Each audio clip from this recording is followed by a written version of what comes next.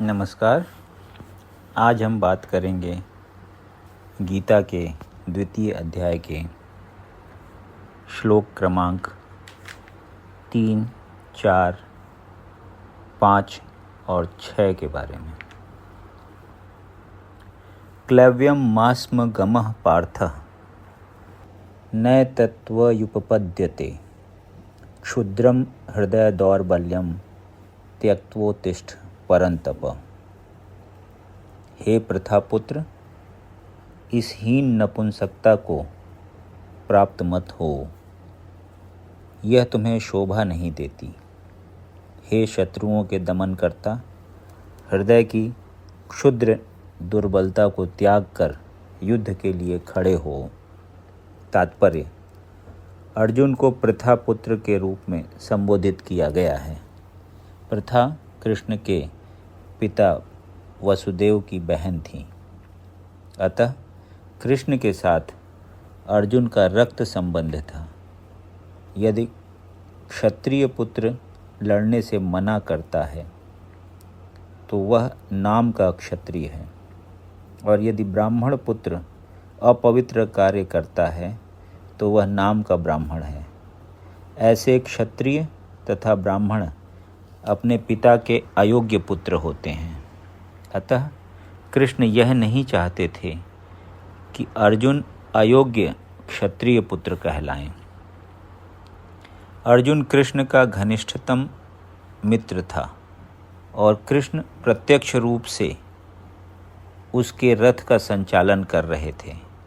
किंतु इन सब गुणों के होते हुए भी यदि अर्जुन युद्ध भूमि को छोड़ता है तो वह अत्यंत निंदनीय कार्य करेगा। अतः कृष्ण ने कहा कि ऐसी प्रवृत्ति अर्जुन के व्यक्तित्व को शोभा नहीं देती। अर्जुन यह तर्क कर सकता था कि वह परम पूज्य भीष्म तथा स्वजनों के प्रति उदार दृष्टिकोण के कारण युद्ध भूमि छोड़ रहा है, किंतु कृष्ण ऐसी उदारता को केवल हृदय दौर्बल्य मानते हैं। ऐसी झूठी उदारता का अनुमोदन एक भी शास्त्र नहीं करता। अतः अर्जुन जैसे व्यक्ति को कृष्ण के प्रत्यक्ष निर्देशन में ऐसी उदारता तथा कथित अहिंसा का परित्याग कर देना चाहिए। अर्जुन उवाच: कथम भीष्ममहं संख्ये द्रोण च मधुसूदन इषुभिः प्रतियोत्सामि पूजार्हावरिसूदन।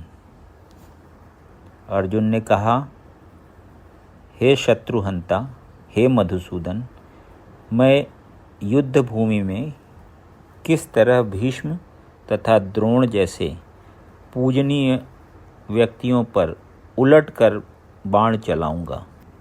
तात्पर्य: भीष्म पितामह तथा द्रोणाचार्य जैसे सम्माननीय व्यक्ति सदैव पूजनीय हैं।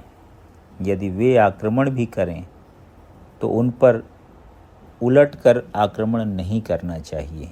यह सामान्य शिष्टाचार है कि गुरुजनों से वाग युद्ध भी न किया जाए। यहाँ तक कि यदि कभी वे रुक्ष व्यवहार करें तो भी उनके साथ रुक्ष व्यवहार न किया जाए।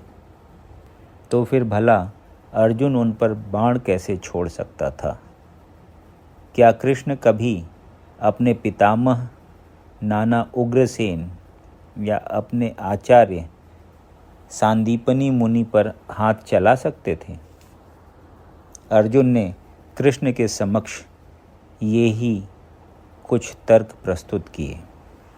गुरुन् हत्वा ही महानुभावान् श्रेयो भोक्तुम भैक्ष्यमपीह लोके हत्वार्थ कामांस्तु गुरुनिहैव भुज्जीव भोगान रुधिर प्रदिग्धान। ऐसे महापुरुषों को जो मेरे गुरु हैं, उन्हें मारकर जीने की अपेक्षा इस संसार में भीख मांग कर खाना अच्छा है, भले ही वे सांसारिक लाभ के इच्छुक हों, किंतु हैं तो गुरुजन ही।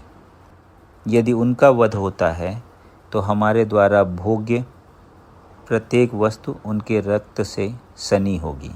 तात्पर्य: शास्त्रों के अनुसार ऐसा गुरु जो निंद्य कार्य में रत हो और जो विवेक शून्य हो त्याज्य है। दुर्योधन से आर्थिक सहायता लेने के कारण भीष्म तथा द्रोण उसका पक्ष लेने के लिए बाध्य थे। यद्यपि केवल आर्थिक लाभ से ऐसा करना उनके लिए उचित न था। ऐसी दशा में वे आचार्यों का सम्मान खो बैठे थे।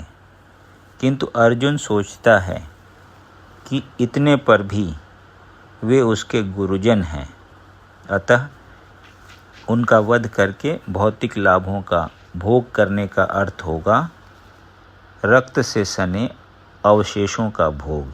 न चैत द्विध्य कतरन्नो गरियो यद्या जयेम यदि वा नो जयेयुः यानेव हत्वा न जिजीविषाम स्ते अवस्थिताः प्रमुखे धार्तराष्ट्राः। हम यह भी नहीं जानते कि हमारे लिए क्या श्रेष्ठ है, उनको जीतना या उनके द्वारा जीते जाना। यदि हम धृतराष्ट्र के पुत्रों का वध कर देते हैं तो हमें जीवित रहने की आवश्यकता नहीं है। फिर भी वे युद्ध भूमि में हमारे समक्ष खड़े हैं। तात्पर्य: अर्जुन की समझ में यह नहीं आ रहा था कि वह क्या करे, युद्ध करे और अनावश्यक रक्तपात का कारण बने। यद्यपि क्षत्रिय होने के नाते युद्ध करना उसका धर्म है, या फिर वह युद्ध से विमुख होकर भीख मांगकर जीवन यापन करें। यदि वह शत्रु को जीतता नहीं तो जीविका का एकमात्र साधन भिक्षा ही रह जाता है। फिर जीत भी तो निश्चित नहीं, क्योंकि कोई भी पक्ष विजयी हो सकता है। यदि उसकी विजय हो भी जाए तो भी यदि धृतराष्ट्र के पुत्र मरते हैं तो उनके बिना रह पाना अत्यंत कठिन हो जाएगा। उस दशा में यह उसकी दूसरे प्रकार की हार होगी। अर्जुन द्वारा व्यक्त इस प्रकार के ये विचार सिद्ध करते हैं कि वह न केवल भगवान का महान भक्त था, अपितु वह अत्यधिक प्रबुद्ध तथा अपने मन तथा इंद्रियों पर पूर्ण नियंत्रण रखने वाला था।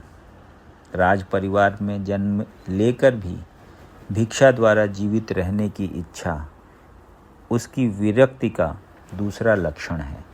ये सारे गुण तथा अपने आध्यात्मिक गुरु श्री कृष्ण के उपदेशों में उसकी श्रद्धा, ये सब मिलकर सूचित करते हैं कि वह सचमुच पुण्यात्मा था।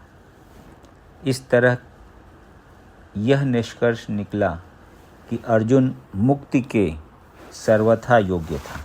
जब तक इंद्रियां संयमित न हों, ज्ञान के पद तक उठ पाना कठिन है और बिना ज्ञान तथा भक्ति के मुक्ति नहीं होती।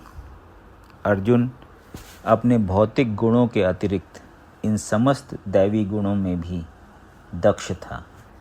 यदि आपको ये वीडियो पसंद आया तो इसे लाइक करें और ऐसे ही अन्य वीडियोज़ को सुनने के लिए इस चैनल को सब्सक्राइब करें। धन्यवाद।